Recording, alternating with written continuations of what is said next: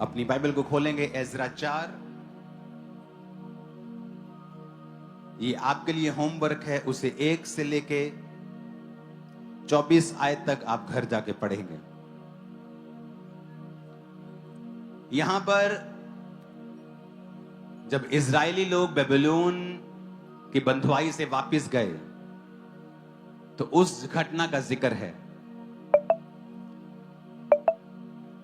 यह घटना मसीह के जन्म से 400 साढ़े 400 साल पहले की है, जब एजरा था, नेहेमिया था, यर्मिया के समय की और मलाकी के समय की। क्योंकि जब आप बाइबल की पुस्तकों को पढ़ते हैं, प्रॉफिट्स को पढ़ते हैं, मलाकी और बदा, आपको यह मालूम नहीं होता कि ये कब के प्रॉफिट्स हैं, कब इन्होंने ये बोला है। वो सिर्फ बाइबल स्टडी में आपको मालूम होता है कि आपने इन्हें कब बाइबल में किस राजा के टाइम पर काम करते हुए देखा है। उसको पहले जैसा ही कर दो। तो यहां पर एजरा 4 में जिक्र है जब परमेश्वर के घर को बनाने का समय आया, जब इजराइल का राजा परमेश्वर के हुक्मों पर लगातार चलता नहीं रहा, तो एक समय आया परमेश्वर ने अपने भवन को खत्म कर दिया और उनको बंधुआई में भेज दिया। फिर वचन पूरा हुआ जो परमेश्वर ने कहा था कि मैं फिर से इनको बंधुआई से लेके आऊंगा और अपने भवन को बनाऊंगा। अब ये स्टोरी ध्यान से सुनना। अब वो भवन बनने का समय आ चुका था और जब लोग परमेश्वर के भवन को बना रहे थे तो बहुत से विरोधी उस भवन को रोकने की कोशिश कर रहे थे। और वचन में लिखा हुआ है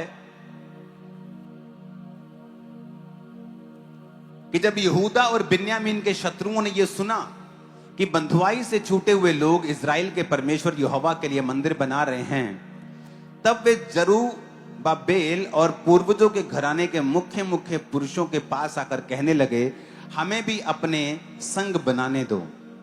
पहले वो आकर संधि करने लगे कि हमें भी बनाने दो, उनके बीच आकर उनके मित्र बनने लगे।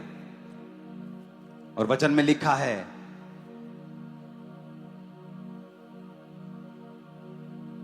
अंधकार की ज्योति के साथ क्या संगति। पहले जैसा कर दो प्लीज। अपने पड़ोसी को बोलो, अंधकार की ज्योति के साथ क्या संगति। पहले वो मीठे मीठे होके आए कि हमें भी अपने संग, अच्छा प्रभु का घर बना रहे हो, हमें भी अपने संग बनाने दो।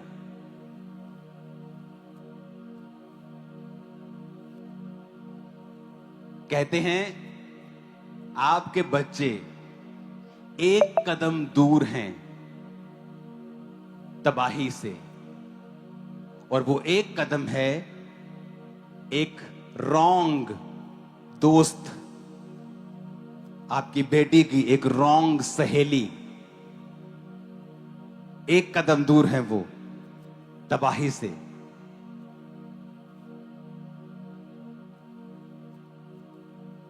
अब यहां पर उन्होंने प्रेम का वचन नहीं दोहराया कि प्रभु कहता है प्रेम करो।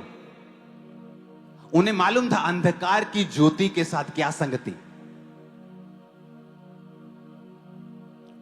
अगर मुझे पता है कि ये लोग व्यभिचार में हैं, ये लोग चोरी में हैं, ये लोग गलत संगति में हैं, मैं उनको सुसमाचार दूंगा, उनको प्रचार करूंगा, लेकिन उनको प्रचार करने के चक्कर में उनके साथ मैं पब में नहीं चला जाऊंगा, उनके साथ संगति नहीं करूंगा।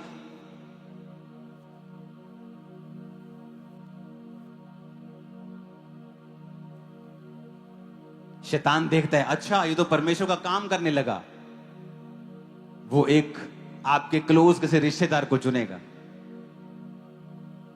जस्ट आपके करीब आने के लिए, आपकी फैमिली के करीब आने के लिए। फिर धीरे धीरे काम करेगा, धीरे धीरे नेगेटिव करेगा, धीरे धीरे शैतान का काम होगा। क्योंकि आपको पहले कदम पर समझ जाना चाहिए था कि ये व्यक्ति जो मेरी जिंदगी में एंटर करने की कोशिश कर रहा है, ये क्या परमेश्वर की ओर से है या नहीं है।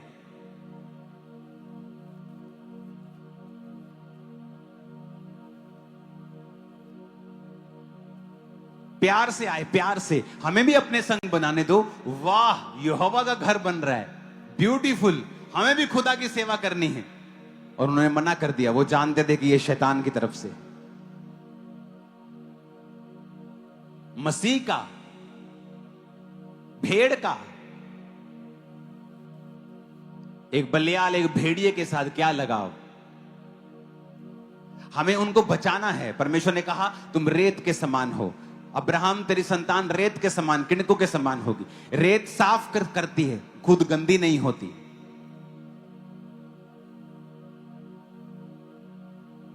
जो पाप, जो संगति आप छोड़ आए हो, उनको बचा लेगा परमेश्वर। चिंता मत करो उनकी, तुम दूसरों को बचाओ। उनके बचाने के चक्कर में तुम कहीं बैकस्लाइड मत हो जाना। और देखो कौन व्यक्ति आपके घर में क्या कर रहा है, आपकी जिंदगी में क्या कर रहा है। परख रखो, परमेश्वर से परख का आत्मा मांगो।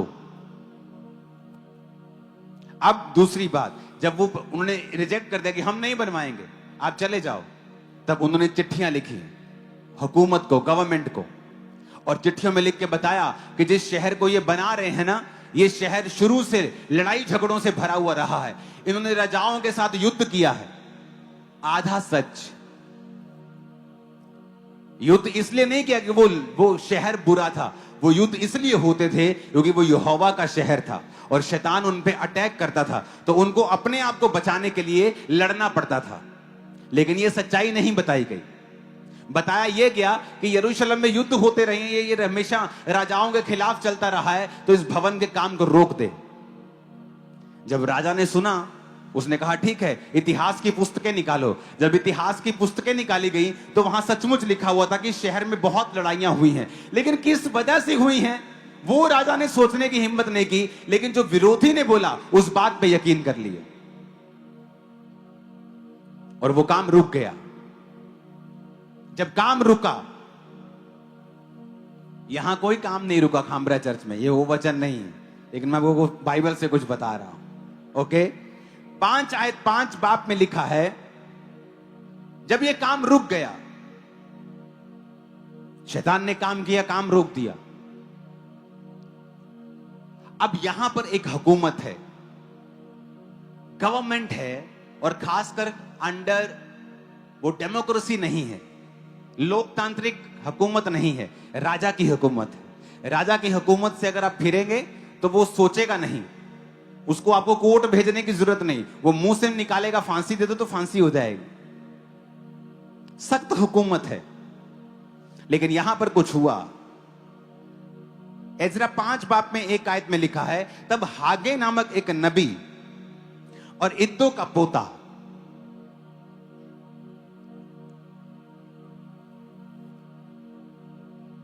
जकरिया यहूदा और यरूशलेम के यहूदियों से नबूवत करने लगा।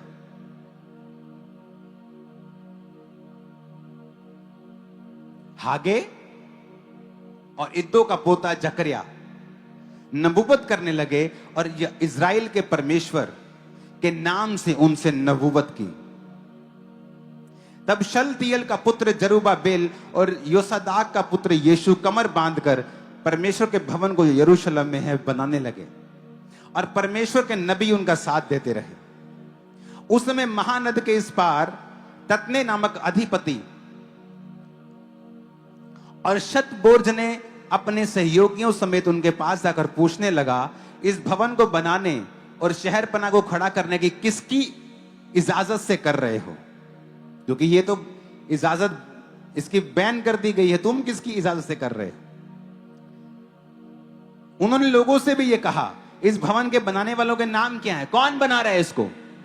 राजा ने मना किया, कौन बना रहा है? किसकी हिम्मत है? लाओ नाम दो, कौन बना रहा है इसको? और किसकी आज्ञा से बना रहे हो तुम लोग? क्योंकि राजा ने तो बैन किया है, तुम किसकी आज्ञा से बना रहे हो? ट्रबल, मुश्किल आ गई।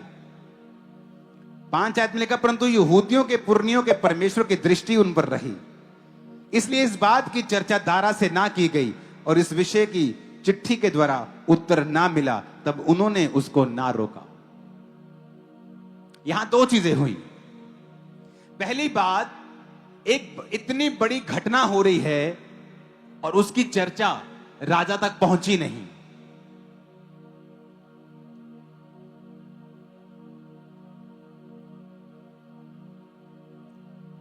एक बंदा चर्चा करने जा रहा है, यार मैं शिकायत ला के आना इन्हों दी है, इन्होंने तो बयान किया ये फिर बना रहे हैं। जैसे चर्चा करने जा रहा है उसके घर से मैसेज आता है, ओए तेरी पत्नी बीमार हो गई। ओहो, जा रहा है, भूल गया, परमेश्वर का काम बिगाड़ना भूल गया।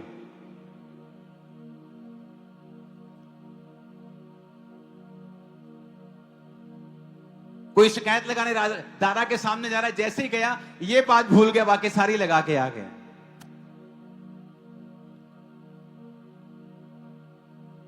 और किसी ने चिट्ठी लिख दी कि भाई साहब आपने जो मना किया था राजा जी, ये चीजें यहां पे हो रही हैं, कृपा करके इनको देखा जाए। चिट्ठी डाली, चिट्ठी गायब हो गई, पता ही नहीं कहां चिट्ठी, उत्तर ही नहीं आया। और कारण क्या था? नबी नबूवत करते रहे।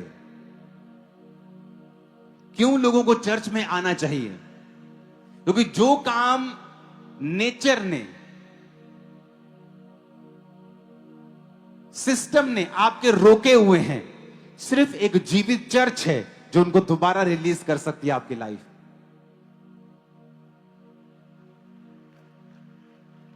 क्योंकि जैसे ही खुदा के रियल जन सीन में आते हैं और वो भविष्यवाणी करने लगते हैं और शब्दों को बोलने लगते हैं, और उनके शब्दों में पावर है कि वो शब्द आसपास के सारे माहौल को चेंज कर रहे हैं।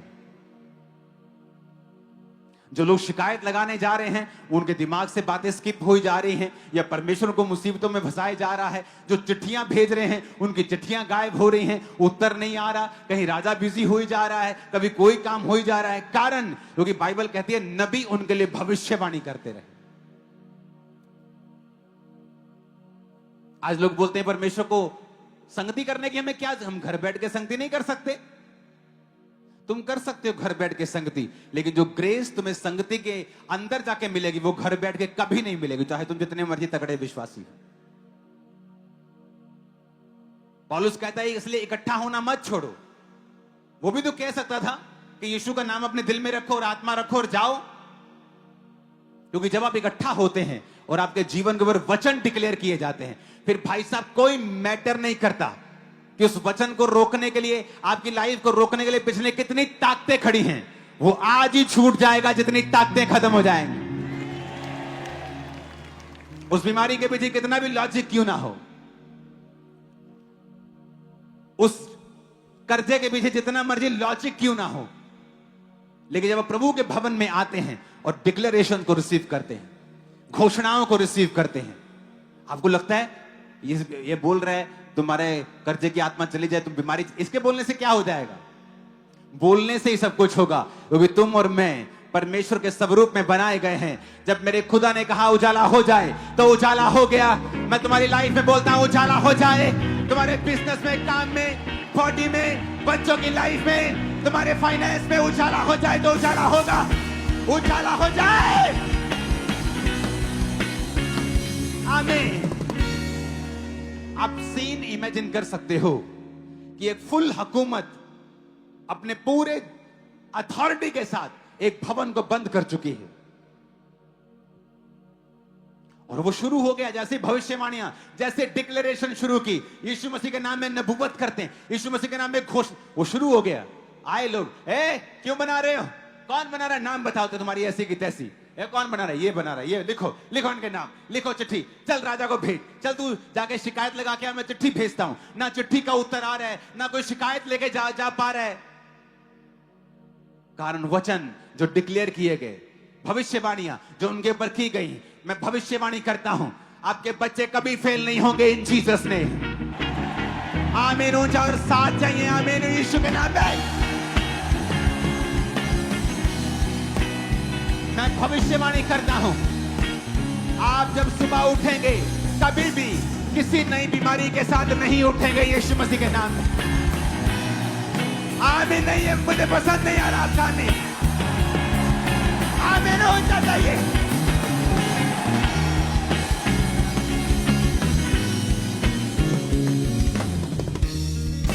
मैं सुबह उठा, मेरी आंखों में दर्द था, फिर मेरी आंखों को दिखना बंद हो गया, मेरे सर में दर्द था, डॉक्टर के पास गया तो कैंसर था। मैंने कहा जब आप उठेंगे आज से कभी नई बीमारी के साथ नहीं उठेंगे इन जीसस ने।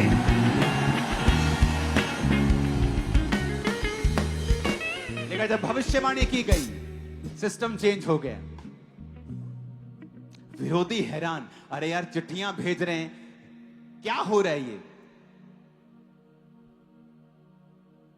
और बाद में जब आप देखेंगे, जब राजा को मालूम भी हुआ तो उसने कोई एक्शन नहीं लिया, क्योंकि उसके लिए एक अलग राजा डिवाइन हेल्पर खड़े हो चुके थे।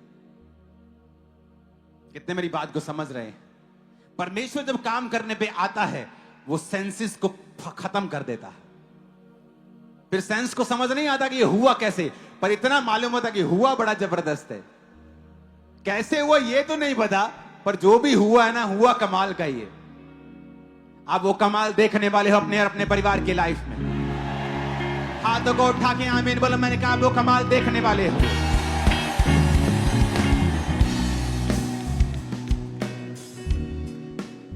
काम रुका, और जैसे ही संगति एंटर हुई, जैसे ही मैन ऑफ गॉड ने वर्ड्स बोले, वो सेम काम खुल गया। किसी विश्वासी की अगर हिम्मत थी, उसे बनाता घर को। कौन फांसी लेना चाहता है? और क्या कर लोगे तुम? एक दिन 2 दिन बना भी लोगे तो कौन सा भवन खड़ा कर दोगे कि यार क्या कर लेंगे हम? 50 जने जाके बना भी लेंगे तो कितने दिन बना लेंगे? 6 दिन, 7 दिन, 10 दिन। 10 दिन में राजा के सिपाही अगर पकड़ लेंगे, क्या हो जाएगा? हम भी जाएंगे, भवन भी नहीं बनेगा, हमारे परिवार भी जाएंगे हमारे बिना। लेकिन जैसे ही नबियों की एंट्री होती है, जैसे ही मैन ऑफ गॉड बोलते हैं, और ये इजराइल के परमेश्वर के नाम में भविष्यवाणी नबुव्वत करते रहते हैं, वो बनाते हैं, वो बनाते हैं। लोग आके धमकियां देते हैं, नाम लिख के जाते हैं, कुछ नहीं होता। जाते हैं राजा के पास, कुछ नहीं होता। चिट्ठियां भेजते हैं, कुछ नहीं होता। एक रियल संगति में पावर है। वो पावर आपकी इमेजिनेशन से परे है, जो मैं यहां महसूस करता हूं चर्च में। मैं अपने घर में भी ऐसा महसूस नहीं करता हूं, अपने प्रार्थना के रूम में भी ऐसा कई बार महसूस नहीं करता हूं, जो मैं पुलपट से आता हुआ इस चर्च में महसूस करता हूं। जो प्रेजेंस, जो खुदा की हुजूरी, जो पावर, जो खुदा का ग्रेस यहां पे है, वो कहीं नहीं। Hallelujah, hallelujah. जो चर्च में जो आवाज आप प्रभु की सुनते हैं और जो घरों में सुनते हैं, 90% जो चर्च में आप सुनेंगे वो प्रभु की ओर से होगा। बहुत कम आपका शरीर आपसे बात कर पाएगा, क्योंकि प्रेजेंस गहरी होती है। जब प्रेजेंस गहरी होती है, प्रभु की आवाज सुनना कि ये शरीर की है, प्रभु की है, ये शैतान की है, ज्यादा आसान होता है। आपके घरों या प्रार्थना के रूम से भी ज्यादा यहां पर आप ज्यादा अच्छा सुन सकते हैं। ऑनलाइन मीटिंग उन लोगों के लिए है जो पहाड़ों पे बैठे हैं, फौजी बैठे हैं ग्लेशियर के पास, किसी बर्फ के पास 7-7 दिन, 8-8 दिन एक जगह पे बैठे हैं, उनके लिए ऑनलाइन है। आलसियों के लिए थोड़ी ऑनलाइन है कि आप 5 किलोमीटर पे बैठे हैं और ऑनलाइन देख रहे हैं। प्रभु आपसे खुश थोड़ी है, क्योंकि लोगों को आज मूल्य अदा करना नहीं आता है। परमेश्वर के हर काम को लाइट ले लिया है, हर काम इजी है, हर काम ग्रांटेड है। इसीलिए परमेश्वर भी उन पर वैसी कृपा नहीं करना चाहता। लेकिन ऐसे हैं जो विश्वास से भरे हुए हैं, खुदा के वचन को पूरा करते हैं कि हर हफ्ते संगति करना ना छोड़ो। हर हफ्ते उसने कहा था अपनी अपनी आमदनी में से हर हफ्ते टाइट देना मत छोड़ो। ये वही समय है मलाकी का, जब भवन बन रहा था ना, नेहमिया के समय में लोग अपने टाइट को ला रहे थे। जब वो टाइट लाए तो नेहमिया ने क्या देखा? भवन में कोई सफाई करने वाला नहीं, भवन में कोई गवैया नहीं है, कोई काम नहीं हो रहा। क्यों? पैसा नहीं है। पैसा क्यों नहीं? लोग टाइट नहीं लेके आए। तो नेहमिया ने डांट लगाई और कहा तुम श्रापों के नीचे रहोगे। और मलाकी भी उसी टाइम पे था जब नेहमिया, एजरा, इसी टाइम पे मलाकी था। और उसने इसीलिए वचन लिखा था कि सारे दशमांश भंडार में लेके आओ, क्योंकि उस समय जब भवन में भंडार पैसा आया तो उन्होंने गवैये रखे, उन्होंने सफाई कर्मचारी रखे, भवन की सफाई की, भवन का काम किया। और जब परमेश्वर ने अपने भवन की ग्लोरी को देखा, अपने लोगों की ग्लोरी को, महिमा को फिर से बनाया। हालेलुया। वो पैसा पास्टर की ऐश करने के लिए नहीं था। नेहमिया ने कहा मैं अपना हक ले सकता हूं, अधिपति का भोज, रोज का काम मैं करता हूं, मुझे तनख्वाह मिलनी चाहिए। पर कहता मैं नहीं लूंगा। उसने नहीं ली तनख्वाह, नहीं लिया पैसा। और पूरा पैसा परमेश्वर के कामों के लिए लगाया। जब आप यहां पे ऑफरिंग भेजते हैं, आपको मालूम होता है कि हजारों काम हो रहे हैं और चैरिटी किस लेवल पे हो रही, आपको मालूम होता है मेरा 100% पैसा खुदा के कामों के लिए जा रहा है। हालेलुया। और उसी समय उसने कहा था, मलाकी उन्हीं दिनों में प्रॉफिट था, उन दिनों का प्रॉफिट मलाकी भी था, और इसलिए उसने उन दिनों में वचन लिखा था कि जब तुम परमेश्वर के घरों में अपने दशमांश लेके आओगे तो परमेश्वर डैम गेट खोल देगा। आज डैम खुलता है ना, कहते ना फ्लड गेट खोल दिए गए और पानी आ गया। पीछे पानी है लेकिन आगे सूखा हुआ है। परमेश्वर ने कहा जब तुम टाइट दोगे मैं फ्लड गेट खोलूंगा और पीछे का पानी जो स्टोर है वो तुम्हारी लाइफ में आएगा। आज पीछे पानी है पर लोगों का टाइट नहीं है चर्च में, वो फ्लड गेट बंद है कि परमेश्वर तो भरा हुआ है, आशीष तो पीछे है परमेश्वर के पास, लेकिन उनकी लाइफ सूखी हुई है क्योंकि वो परमेश्वर के वचन को पूरा नहीं कर रहे हैं। आप सोचते प्रार्थना करके आपको आशीष मिल जाएगी, प्रार्थना करके आपको फाइनेंशियल आशीष नहीं मिलती है। प्रार्थना आपकी हेल्प करती है, लेकिन जब आप फाइनेंशियल चीजों को बोते हैं, टाइट को, ऑफरिंग्स को, ऐसे मौकों में अलग ऑफरिंग्स को आप बोते हैं तो परमेश्वर आपकी लाइफ के ऊपर कृपा करता है। अगर आप मलाकी की हिस्ट्री पढ़ेंगे तो वो भी जीसस क्राइस्ट के आने से 400-450 साल पहले का आपको वो टाइमिंग मिलेगी, वो टाइमलाइन आपको मिलेगी। यिर्मयाह, मलाकी, एजरा, नेहेमिया आपको सेम टाइमलाइन में मिलेंगे। ये सेम टाइमलाइन में क्यों परमेश्वर की आत्मा ने उसे वचन दिया था? क्योंकि उस समय परमेश्वर के भवन में जरूरत थी। जिस तरह आज नए नियम में परमेश्वर के भवन में जरूरत है कि विश्वासी अपने कमाई के 10वें के साथ जाए, ताकि जब भवन में जाए लोगों के काम हो, विधवाएं आशीषित हो, अनाथ आशीषित हो, भवन बने, सुसमाचार के काम हो, और खुदावंद आपके श्रापों को तोड़े और फ्लड गेट खोले और आशीष आपकी लाइफ में आए। नहीं तो ये पॉसिबल नहीं। आप क्रिश्चियन होंगे, फाइनेंशियल स्ट्रगल करते हुए क्रिश्चियन, आप कहेंगे मैं प्रार्थना बहुत करता हूं। कोई आपको समझाने वाला नहीं था कि प्रार्थना करने से फाइनेंशियल बरकत नहीं आएगी, कर्जों से आजाद नहीं होगे तुम लोग।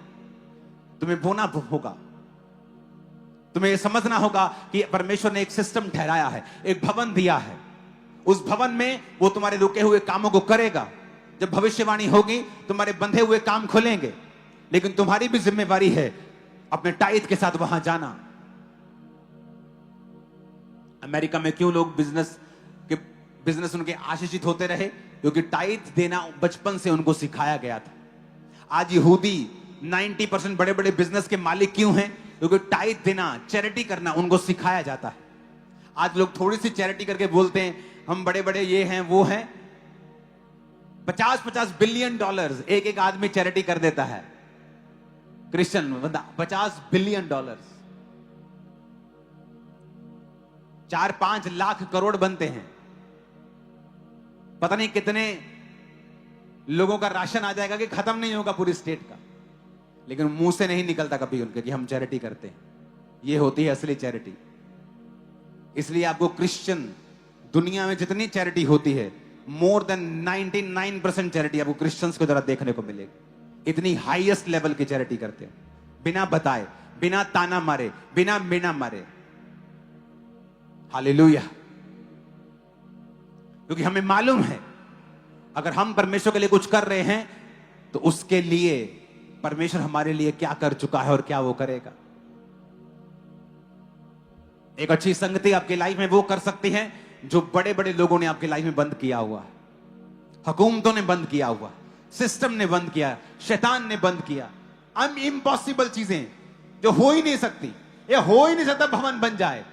पर आपको खुशखबरी देना चाहता हूं, वो भवन पूरा बन के तैयार हुआ, कंप्लीट होकर तैयार हुआ। आपकी लाइफ में परमेश्वर पूरे कामों को करने के लिए जा रहे हैं। आमीन होना चाहिए। तो कंप्लीट काम आपके होंगे यीशु मसीह के नाम में।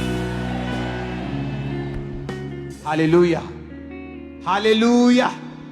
ऊंची आवाज में बोलो हालेलुया।